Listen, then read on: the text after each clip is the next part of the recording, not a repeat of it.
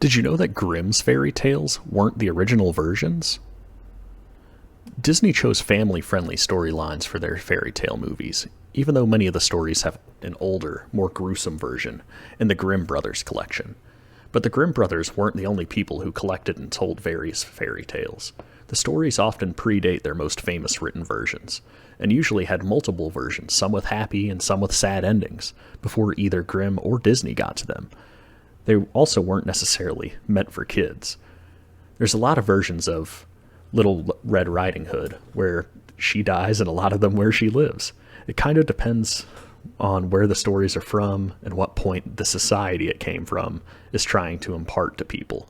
The purpose and meaning of a particular tale varies depending upon the author, storyteller, or collector, what they're trying to achieve with the tale, and who their audience is. Perrault was writing for the French aristocracy. The brothers Grimm were, supposedly, attempting to collect the folklore of peasantry for scholastic purposes. No, children were not the original target audience of fairy tales. Children were often included in the audience, but they were not the primary audience. As such, these tales had lots of violence, lots of sex, lots of bawdy jokes and references, and lots of frank discussion about the issues that impacted the storytellers' worlds.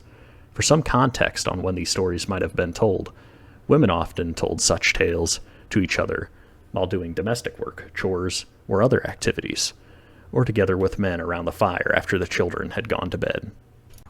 Did you know that gunfights at high noon were